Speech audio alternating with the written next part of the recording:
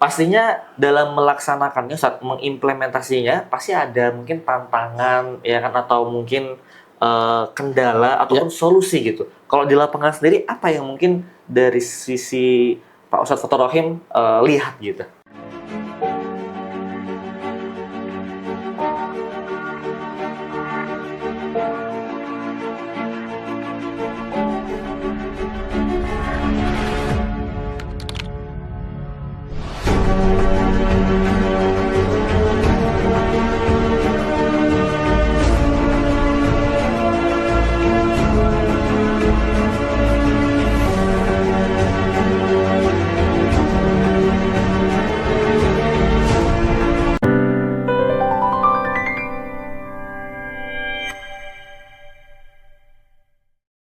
Baik, Assalamualaikum warahmatullahi wabarakatuh. Wow, selamat sore teman-teman semuanya, pemirsa. Tentunya di Tali Kata Podcast Special Edisi Siaran Ramadan, yang dimana bekerja sama antara Talita Group dengan kantor wilayah Kementerian Agama Provinsi Bali. Dimana tentunya kembali lagi bersama saya Gias Givari selaku host yang nantinya kita bakal ngobrol banyak hal nih ya. Akan ada 2 tema menarik, tapi untuk di awal ya kita akan membahas terkait membangun ekonomi umat. Tapi sebelum itu kita sambut dulu dong pembicara kita yang luar biasa, yaitu Bapak Haji Fathur Rahim. Boleh tepuk tangan yang paling meriah. Assalamualaikum warahmatullahi wabarakatuh. Waalaikumsalam warahmatullahi wabarakatuh. Selamat datang Bapak. Siap. Ya.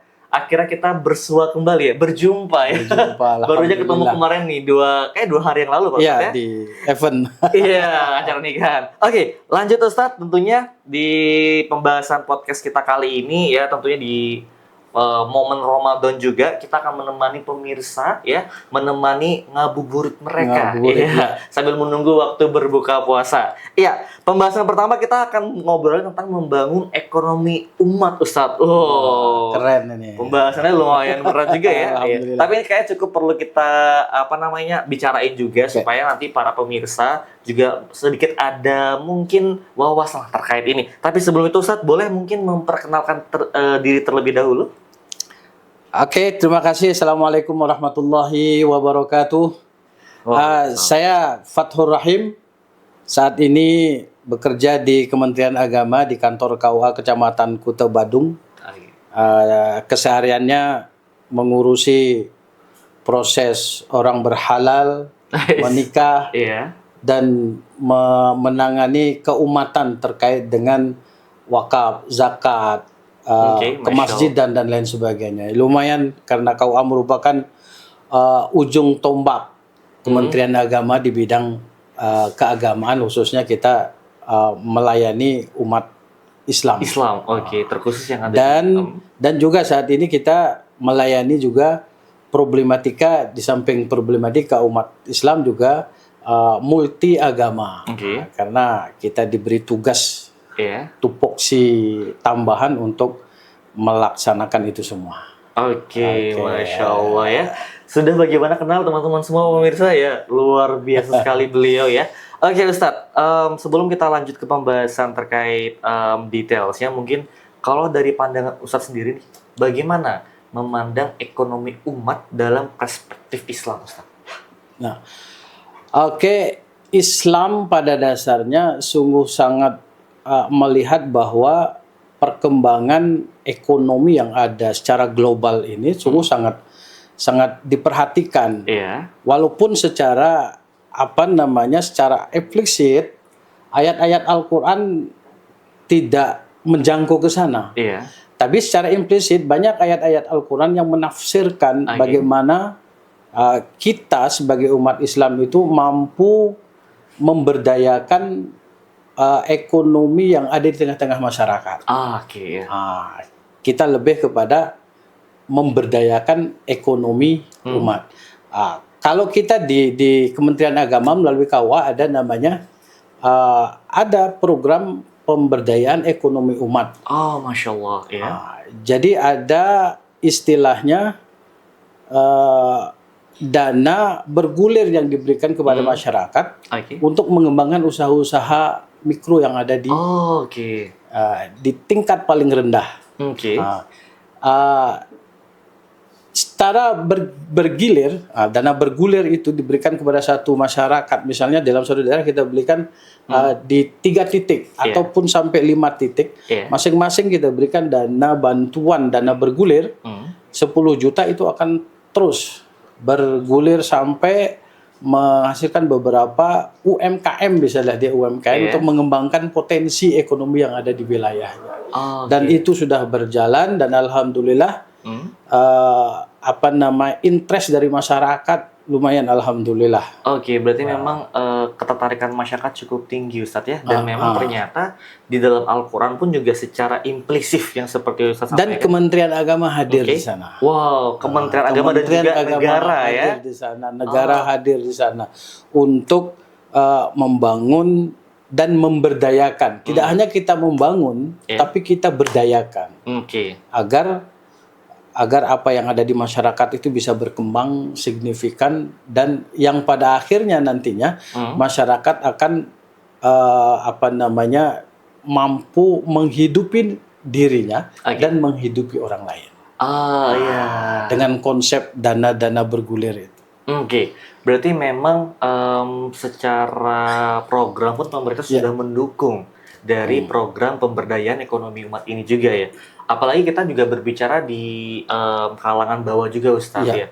Memang kalau kita berbicara di negara ini, UMKM kan juga sebagai salah satu pilar-pilar ya, yang mendukung perekonomian sehingga dapat berjalan dengan baik gitu, terutama di negara Indonesia ini. Tapi kalau dari sisi Ustadz sendiri, setelah menjalani ini gitu, apa sih dampak yang mungkin dirasakan oleh masyarakat, baik itu secara perekonomian maupun nanti korelasinya dengan keimanannya gitu mungkin Ustadz? Al-Quran sendiri menjelaskan pengembangan ekonomi umat itu bagi orang-orang yang beriman. Dalam Al-Quran jelas dikatakan, karena apa? Karena korelasi antara ekonomi dan zakat itu akan saling terus berkesinambungan gitu Ustaz ya. Tidak secara eksplisit ada pemberdayaan, tapi ada zakat di sana. Dikatakan dalam Al-Quran, Bismillahirrahmanirrahim, Ya ayyuhalladzina amanu, anfiqu mimma razaqnakum min qabli ayyatiya yaumul la bay'un fihi wala khullata wala syafa'ah. Di sana dikatakan tidak eksplisit pemberdayaan umat, tapi di sana ada perniagaan. La bay'un, tidak ada perniagaan. Jadi kita umat Islam disuruh nafkahkanlah apa yang Anda miliki, karena suatu saat nanti nggak ada ruang kita untuk bernafkah. Tidak ada ruang kita untuk berzakat. Tidak ada lagi perniagaan di sana, karena udah kiamat. Kita hanya bisa meminta ridho dari pertolongan dari Allah Subhanahu Wa Taala. Karena kita sudah berzakat, sudah berniaga. Berniaga artinya membantu, mengembangkan, tidak hanya mengembangkan potensi yang ada pada diri kita, tapi juga kita membantu mengembangkan potensi yang ada di masyarakat paling bawah. Jadi kita mensejahterakan diri dan juga kita mensejahterakan orang lain. Konsep dalam Al-Quran itu sudah jelas. Di samping kita mensukseskan mengembangkan diri, juga kita mengembangkan orang lain agar kesejahteraan di masyarakat itu tercapai dan terpenuhi dengan baik. Masya Allah. Jelas konsep Islam itu untuk membantu mengembang, tidak hanya kita membantu, tidak hanya kita mengasihi. Tidak hanya kita mengasihi, tapi kita membantu juga bagaimana mengembangkan. Sehingga apa yang kita berikan kepada masyarakat, kita edukasi masyarakat dengan pola pengembangan ekonomi umat itu sehingga terus bergulir. Tidak ada untuk yang satu, tapi terus continue bergulir begitu. Iya, dan memang ini juga menarik Ustadz, seperti yang Ustadz sampaikan juga sebelumnya, bahwa tidak hanya memberikan tapi memberdayakan ya. Kalau istilah anak muda tuh gini Ustadz, kita tuh sering banget dikasih tahu kalau kita mau ngajarin seseorang itu jangan cuma ngasih ikannya, tapi kasih juga pancingannya gitu Ustadz ya. Betul. Jadi supaya bisa berdikari atau mandiri secara perekonomian. Apalagi tentunya di bulan Ramadan ini kan Ustadz, pastinya ketika kita memiliki perekonomian yang baik atau umat punya perekonomian yang baik, maka secara nggak langsung pun juga sodakoh-sodakohnya pun juga besar. Betul. Zakatnya besar, dan tentunya masyarakat pun juga istilahnya itu mendapatkan kesejahteraan ya. Bisa mungkin menyumbangkan untuk berbuka puasa, dan ujungnya adalah dapat pahala yang Luar biasa juga Ustadz. Iya. Iya. Maka dari itu, dan juga ngomong-ngomong terkait bulan puasa ya, kita ini memang juga harus tidak hanya sebatas menahan lapar dan juga haus, Ya, betul. tapi juga perlu beribadah, Ya, baik itu mungkin yang sifatnya ibadah bekerja ataupun secara eksplisit kita sholat dan lain sebagainya gitu Ya, Ustadz ya. betul. Dan memang maka dari itu kita perlu tentunya daya tahan tubuh dan imun yang kuat Ustadz. Ya. Iya. Dan saya tuh biasanya Ustadz suka banget untuk minum madu nih ya, terutama dari Talita Group. Iya. Ini benar-benar sangat membantu terutama saya ya, supaya bisa lebih kuat menjalani aktivitas Ustadz. Betul. Fit terus kita. Fit terus ya, dan tentunya bisa diminum itu sebelum berbuka puasa ataupun ketika Iya. sahur Ustadz. Rasulullah sendiri pernah mengatakan bahwa ketika Anda puasa akan sehat. Oke. Sumu tosihu. Iya. Sudah jelas. Apalagi ada Madu ya, Ustadz. ada madu yang untuk ketika kita konsumsi akan menambah imun kita, gairah kita beribadah itu Iya. lebih semangat karena iya. kalau kita sehat semua ibadah kita akan lancar dan kita berdoa kita dan para pemirsa diberikan kesehatan oleh Allah Subhanahu wa taala agar bisa menjalani ibadah puasa ini dengan baik, dengan sehat. Tentunya dengan sehat itu kita akan mendapatkan keuntungan yang lebih. Masya Allah. Dan buat teman-teman pemirsa semuanya, kalaupun belum punya madu di rumah, bisa langsung loh ya untuk pesan order di Madu by Talita Group. Wow ya. Oke, balik lagi Ustadz ke obrolan kita terkait ekonomi umat Ustadz ya. Pastinya dalam melaksanakannya Ustadz, mengimplementasinya pasti ada mungkin tantangan ya kan, atau mungkin kendala ataupun solusi gitu. Kalau di lapangan sendiri apa yang mungkin dari sisi Pak Ustadz Fathur Rahim lihat gitu? Di sisi masyarakat kita hanya bisa mengedukasi bagaimana agar etos bekerja itu nilainya ibadah. Bekerja itu sebenarnya nilainya ibadah. Itu harus diberikan edukasi seperti itu masyarakat. Jadi tidak hanya kita mendapatkan sesuatu, tapi kita mendapat yang lebih.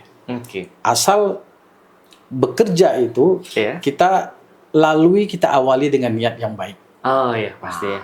Bekerja adalah ibadah. Masya Allah. Karena Al-Quran sendiri menuntun agar bekerja itu kemanfaatannya lebih.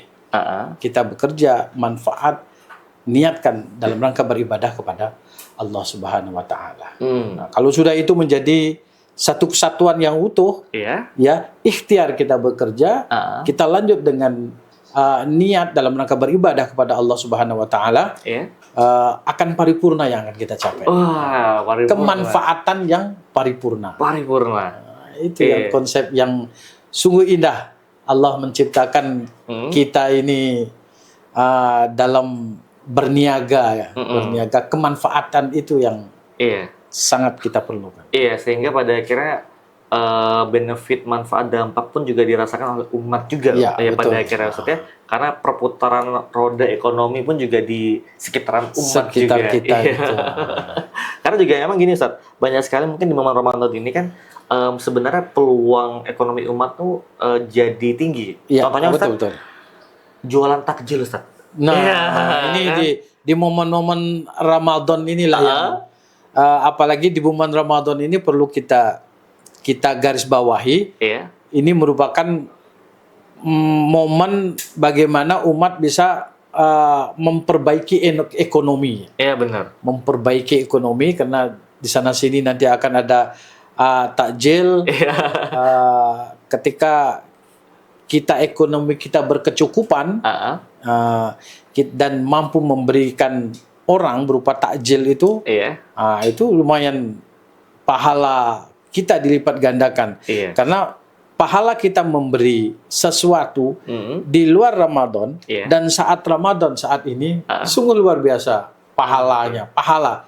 Kita juga harus mengharap ridho pahala dari Allah Subhanahu wa taala. Karena momen Ramadan ini kebaikan itu dilipat gandakan. Iya, Momen Ramadan ini kebaikan dilipat gandakan. Masya Allah. Oke, baik Ustadz. Mungkin nih Ustadz, sebagai penutup nih Ustadz ya, kira-kira ada nggak mungkin pesan tentunya kepada masyarakat ya, supaya kita bisa saling bersinergi nih untuk membangun pemberdayaan ekonomi umat. Karena saya rasa kita perlu banget sinergi, baik itu mungkin masyarakat, pemerintah, swasta maupun organisasi ormas lainnya, supaya bisa bahu-membahu membangun ekonomi umat ini supaya lebih kuat lagi Ustaz. Mungkin saya sampaikan kepada pemirsa. Kementerian Agama merupakan stakeholder yang juga menangani tentang ekonomi kerakyatan, ekonomi umat. Tujuannya adalah pertama, perbaikan ekonomi. Ekonomi diharapkan bermanfaat bagi umat. Sehingga pemberdayaan ekonomi umat di tingkat bawah ini secara simultan terus-menerus ini dikembangkan oleh Kementerian Agama melalui ujung tombaknya KUA yang ada di tingkat kecamatan. Kemudian setelah itu berjalan dengan baik, maka perbaikan kesejahteraan kesejahteraan masyarakat akan nampak di sana. Ada efeknya. Ada efek dari pemberdayaan itu. Kemudian nanti baru kemudian kesejahteraan akan terjamin keamanan. Ada keamanan dan ketahanan pangan. Keamanan dan ketahanan pangan. Nah, itu yang merupakan tugas kita di Kementerian Agama KUA untuk juga menjaga agar ketahanan pangan di tingkat terbawah itu bisa tercapai dengan baik. Sehingga akumulasi dari semuanya, kemanfaatan, kesejahteraan dan ketahanan hidup tentunya, ketahanan hidup dari sisi ekonomi akan bisa akan bisa terrealisasi dengan baik. Tentunya kita berharap dan berdoa, berjuang, bekerja keras, mengharap Allah Subhanahu wa taala memberikan keridhoannya. Masya Allah. Jadi pasti memang kita juga perlu pastinya melibatkan Allah dan juga ridhonya. Iya, betul. Dan memang ada peran signifikan dari pemerintah untuk memang menjalankan dan juga sebagai pilar utama dalam memberdayakan atau membangun ekonomi umat. Dan selanjutnya juga memang kita juga perlu juga nih Ustadz ya, maksudnya bergandengan tangan dengan mungkin lembaga-lembaga terkait, swasta maupun masyarakat, sehingga ini dapat benar-benar kita implementasikan sampai bawah. Sehingga pada akhirnya ketika ekonomi umat ini jalan dan semua sejahtera, insya Allah umat pun juga akan lebih fokus untuk beribadah. Ustadz. Masya Allah. Jadi Kementerian Agama, ada Baznas, ada KUA sebagai ujung tombak, sinergi. Ketiga-tiganya akan membantu masyarakat untuk minimal bisa mensejahterakan semua. Di tingkat yang paling kecil. Iya. Jadi itulah teman-teman semua pemirsa ya, tentunya obrolan kita terkait pembangunan ekonomi umat ya. Dan Masya Allah banyak sekali insight menarik yang kita dapatin bersama juga. Dan tentunya ya jangan lupa Ustadz ya, kalaupun lagi menunggu waktu berbuka bisa ngabuburitnya nonton Tali Kata Podcast spesial edisi spesial Ramadan. Siaran spesial Ramadan ya. Dan jangan lupa juga untuk subscribe channel kita, di like, comment, share ya supaya makin rame. Oke, mungkin itu saja obrolan kita kali ini. Tentunya saya Ghifli Faris selaku host pamit undur diri dan sampai jumpa di episode berikutnya. Wassalamualaikum warahmatullahi wabarakatuh. Waalaikumsalam warahmatullahi wabarakatuh.